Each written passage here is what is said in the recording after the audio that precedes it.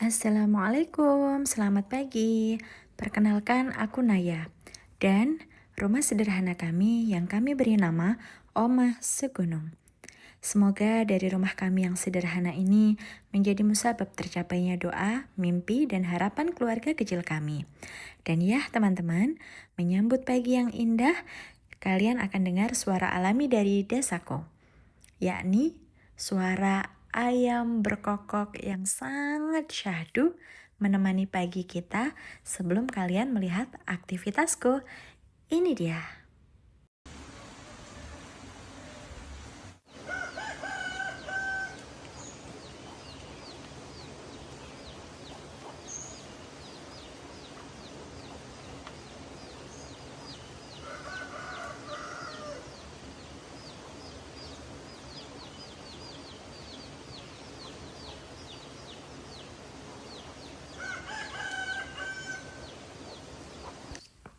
Nah ini di jam setengah pagi ya teman-teman. Aku tadi pagi setelah sholat subuh aku nggak langsung beraktivitas. Karena nggak tahu kenapa kayaknya udaranya lagi dingin banget akhir-akhir ini. Jadi kayak males beraktivitas pagi-pagi gitu loh. Jadi aku nunggu ada matahari terbit dulu. Barulah setelah itu aku beraktivitas. Nah ini aku memulai aktivitasku dengan mencabut rumput atau gulma atau kalau di bahasa aku ya suket, ilalang gitu. Nah kalau misalnya biasanya di beberapa video atau kalau kalian tahu namanya biopori, biasanya lubang yang digunakan untuk menaruh pupuk di tanah. Maaf kalau salah ya, pokoknya yang kayak gitu. Nah di tempat aku biasanya nggak bikin lubang biopori teman-teman. Jadi ini kalau habis aku nyabutin rumput, langsung aja aku kubur di tanahnya. Karena ya biasalah ya, ibu-ibu rumah tangga ini agak ribet kalau bikin biopori. Tapi asli biopori itu amat sangat bermanfaat teman-teman buat kita untuk menyimpan sampah-sampah daun, sampah-sampah organik kita sehingga bisa menjadi pupuk. Seperti itu teman-teman. Nah ini kalau kalian lihat nih ya, aku sedang masukin hasil aku mencabut gulma, langsung aku kuburin di dalam tanah tempat aku menanam tanamanku. Karena ya lebih cepet aja gitu loh, nggak ribet teman-teman. Tapi kalau kalian biasa pakai biopori juga nggak apa-apa, sah-sah aja sih, suka-suka kalian. Nah dilanjutkan aku mau nyapu halaman belakang. Jadi aku biasanya itu masaknya agak siang ya teman-teman. Jadi aku lebih memilih untuk beberes aja dulu.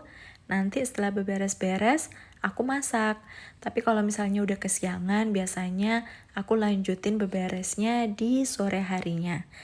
Ya udah sih ya, karena kan rumah sendiri, aku juga nggak ikut orang. Jadi aku ngerjain pekerjaan rumah itu ya semampunya aku, selonggarnya aku, seenaknya aku. Dan alhamdulillah aku punya suami yang mengerti sekali. Jadi dia tuh nggak pernah yang kayak marah-marah, ayo dibersihkan rumahnya atau apa, atau kok jam segini gak ada makanan. Alhamdulillah itu aku dikasih suami dan anak yang amat sangat enjoy dan nyaman dalam berkegiatan sehari-hari. Jadi aku bisa bersih-bersih sambil juga ngonten teman-teman dan gak keburu-buru gitu loh teman-teman. Nah ini kalau kalian lihat nih ya, aku juga masukin bekas-bekas daun, kok bekas daun ya, guguran daun ke pot itu adalah pot jeruk limau yang jeruknya juga alhamdulillah subur. Nah aku menerapkan prinsip seperti biopori, tapi aku tidak membuat lubang biopori. Jadi kalau pemahaman aku aja ini ya teman-teman, maaf nih kalau ada salah-salahnya. Jadi kan kalau kita misalnya di hutan itu juga kan gak ada biopori ya. Jadi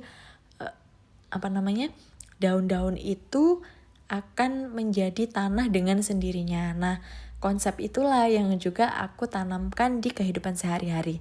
Jadi, sampah-sampah daun itu aku masukkan lagi ke dalam tanah dengan harapan nanti dia akan tercampur menjadi tanah kembali, seperti itu. Dan alhamdulillahnya semuanya juga subur sih teman-teman. Tapi kalau misalnya kalian lihat kenapa tanamanku masih kecil-kecil, ya karena aku baru aja tanam dan rumah ini juga baru selesai direnovasi. Tapi untuk jeruk limau ini alhamdulillah berbuahnya sangat amat cepat. Jadi aku tuh seneng banget kalau nyambel atau bikin masakan. Kayak kalau pakai jeruk limau ini tuh kayak harum, kayak wangi, kayak sedep gitu loh. Nah, aku sepilin ke kalian ya. Nih hasil dari apa ya? Biopori versi ekonomis kali ya. Nih aku sepilin ya buahnya nih.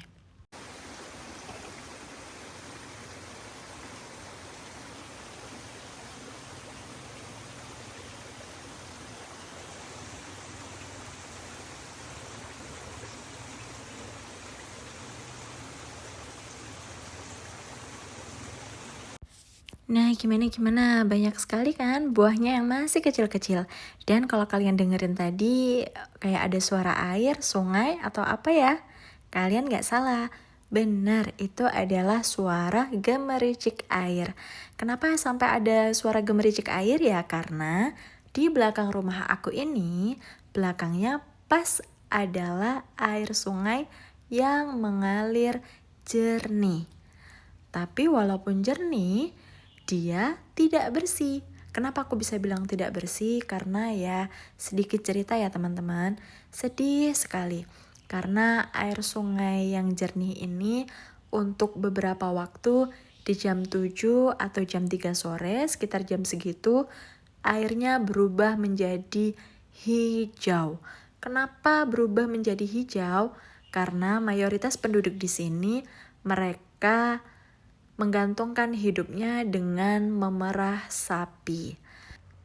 Ya, jadilah di jam 7 dan jam 3 sore menjadi sungai penuh dengan limbah sapi. Ya, gimana lagi? Aku sebenarnya senang banget kalau pas lagi lihat video-video di sosmed, misalnya di Cianjur atau di mana yang sungainya betul-betul bersih dan terjaga keasriannya. Cuman ya mau bagaimana lagi ya teman-teman. Ya semoga aja suatu hari nanti pemerintah dan juga warga di sini bisa menemukan solusi yang tepat bagaimana untuk pengolahan limbah sapi ini. Nih dan juga aku bahas sedikit ya tentang pagar di tamanku yang paling belakang. Ada beberapa yang bertanya di sosial media aku, "Kak, itu bukannya tanah irigasi ya? Kok tanah irigasi itu dipagarin ya? Itu bukannya tanah ikut sungai dan bla bla bla." Enggak ya teman-teman, jadi ketika aku membeli rumah ini, aku sudah menghadirkan perangkat desa setempat dan juga surat-suratnya, pengukuran dan lain-lain, dan tanah ini masih ikut tanah aku. Jadi setelah pagar ini masih kurang lebih 1 meter dari kali atau sungai. Dan kenapa aku pagerin? Mungkin ada beberapa yang alah tanah sejengkal doang dipagerin dan lain-lain. Gak gimana-gimana ya teman-teman. Aku cuma ingin anakku safety aja. Karena anak aku sering banget main di belakang. Dan di bagian belakangku yang sebelah kanan rumah itu adalah tempat pembuangan sampah, tempat aku bakar sampah. Nah biasanya kalau suami aku bakar, anak aku selalu ikut turun. Dan karena yang bagian kanan itu tidak seluas yang kalian lihat sekarang, ini kan agak luas dari pondasi. Kalau yang sebelah kanan itu hampir merepet ke sungai dan juga ada kandang ayam, tapi belum aku isi ayam. Nah itu jarak jalannya hanya sekitar 1 meter lah. Jadi aku takut anakku keberongsok, keberongsok gitu, terguling, terpelanting, terpeleset dan apalah itu. Jadi teman-teman ya, aku gak ada niat bagaimana-bagaimana. Jadi memang ini adalah agar anak aku selamat ketika main di belakang. Karena anak aku masih balita, masih usia 3,5 tahun. Maka itu aku pilih pagar bambu. Supaya juga masih menjaga kelestarian. Dan juga kalau pagar bambu ini gak bisa digembok ya teman-teman. Jadi dia masih pakai ikat tali. Terus tapi aman gak kak? Ada orang yang masuk? Enggak. Insya Allah kalau warga desaku ini Alhamdulillahnya aman ya teman-teman, dan semoga selalu seperti itu, terjaga keamanannya. Begitu teman-teman. Jadi itulah penjelasan aku tentang tanah belakang rumah aku yang aku pagar bambu. Nah, nggak kerasa ya teman-teman, kita cerita-cerita, kita ngobrol tentang sungai, ngobrol tentang keseharian aku, tentang rumah segunung ini. Nggak kerasa sudah 10 menit. Nah, ini aku lanjut nanti di part 2 lagi ya. Terus jangan lupa subscribe terus ya channel aku, sehingga aku semangat untuk terus berkarya ngonten. Ya walaupun bisa kalian lihat mungkin pengambilan video, pengisian suara masih tidak estetik atau tidak bagus, tapi insya Allah nanti aku terus untuk belajar ya teman-teman. Jadi kalian dukung aku terus untuk subscribe, like, dan komen video ini supaya aku juga semangat. Terima kasih ya teman-teman, dan lanjut di part 2. Assalamualaikum.